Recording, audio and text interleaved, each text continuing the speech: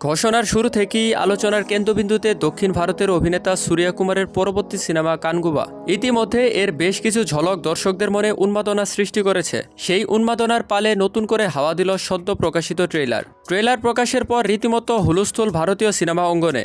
এরই মধ্যে দেখে ফেলেছে সকল ভাষা মিলিয়ে 50 মিলিয়ন প্লাস দর্শক। এই সংখ্যা প্রতি মুহূর্তেই বাড়ছে, সুতরাং বোঝাই যাচ্ছে এই ছবি ঘিরে তাদের আগ্রহ কতটা। প্রায় 2.5 মিনিটের ট্রেলার দুর্ধর্ষ সিনেমার আভাসই পাওয়া গেল। দারুণভাবে ফুটে উঠেছে সূর্যা ও ববি দেওয়ালের দ্বৈরথ। অ্যাকশন দৃশ্য থেকে শুরু করে ভিএফএক্স সবকিছুই তাক লাগিয়ে দেওয়ার মতো।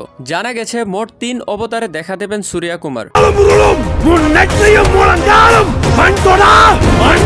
এর সবগুলোই সমান গুরুত্বপূর্ণ। চরিত্রগুলোকে বিশ্বাসযোগ্য করে তুলতে নিজের চেহারাকে বারংবার ভেঙেছেন তিনি। এছাড়া শোনা যাচ্ছে কানগুবায় 2টি সময়ের গল্প রয়েছে, একটি আদিম যুগের, অন্যটি বর্তমান সময়ের। সময়কাল আলাদা হলেও দুটি গল্পের মধ্যে যোগসূত্র থাকবে। এটি প্রথম ভারতীয় সিনেমা যেটি যুদ্ধের দৃশ্যে শুটিংয়ের সময় 10,000 অভিনয়শিল্পী অভিনয় করেছেন। এতে নাম ভূমিকায় অভিনয় করেছেন সূর্যা, আর সেই সাথে খলনায়ক উদিরনের চরিত্রে আছেন ববি দেওয়াল। এছাড়া আরও দেখা যাবে দিশা পাটানিকে। ছবিটির পরিচালক শিবা এবং প্রযোজক গানভেল রাজ চেষ্টা করেছেন সিনেমাটি নির্মাণে উন্নত মানের বিদেশি সব প্রযুক্তি ব্যবহার করতে, যেন কানগুবাকে আন্তর্জাতিক মানের সিনেমা হিসেবেই পর্দায় দর্শক উপভোগ করতে পারে। সেই প্রচেষ্টায় দেখা গেল ট্রেইলারে। আসছে 10 অক্টোবর প্রেক্ষাগৃহে দেখা যাবে ইতিহাস নির্ভর সিনেমাটি। তামিল, তেলেগু, কন্নড়, মালায়ালাম ও হিন্দি ভাষায় মুক্তি পাবে বলে জানা গেছে। এটি নির্মাণে খরচ হয়েছে 300 কোটি রুপির বেশি। শুটিং শেষ হয়েছে চলতি বছরের শুরুতেই।